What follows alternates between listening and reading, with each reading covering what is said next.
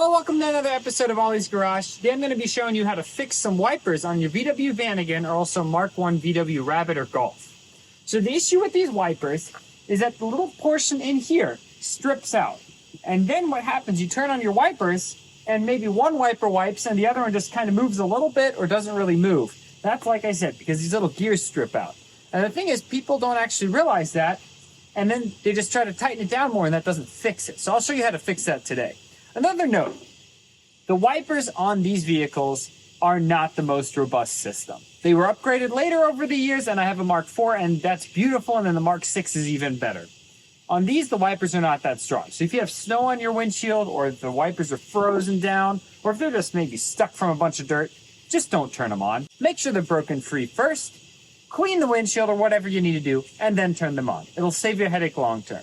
But for those of you where they're already stripped, stay tuned, I'll show you how to fix it. It takes 5 minutes. Here we're zoomed in, as you can see on this conical part, there's actually little grooves, and those grooves are actually filled with metal.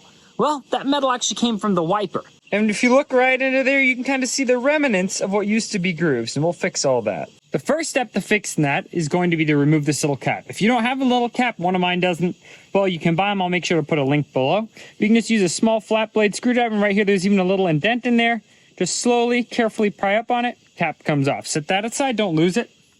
Then, just grab yourself a 10mm, and you can crack this loose. If it's stuck and really rusty, just be very careful with it. Next thing, don't remove it all the way. Fold it up. Finish removing this nut. There is a little washer present as well. Try to get that off too. You don't want to lose it. This is actually one of those fancy wavy washers, so that tension is maintained on a nut the whole time. With the wiper folded up, now you can very carefully, we're just going to wiggle back and forth to get it to come off. Just like that. You don't want to pry too much. And if you look, this one, man, this one is shiny. This thing has obviously been used one too many times, and the wiper hasn't even moved. We're going to fix that. That's not good. The next thing you're going to need is one of these little dental picks that you can buy. Again, I'll just put a link below, but this is a very generic pick. And all that you're going to do is you're going to clean out every single one of these grooves. You need to be meticulous. You need to make sure that you actually clean out the entirety of the groove all the way to the bottom. Might not be a bad idea to wear some safety glasses when you do this. All right, I'm back with some safety glasses and a better dental pick. Let's keep working. I have a little bit of a pointier dental pick here. Let's keep going.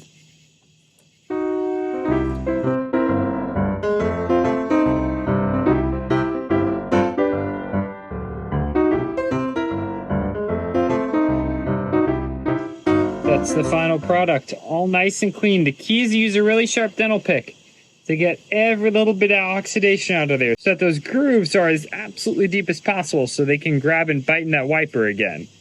I'm gonna do the other side real quick and let's put it together. All right, it is now time to put the wiper back on. So this is the slightly difficult part. You can fold this back down. It does unfortunately kind of snap aggressively when you do that. But now you need to put it on so that the distance from the seal to the middle of the wiper is 70mm at 2 3/4 of an inch.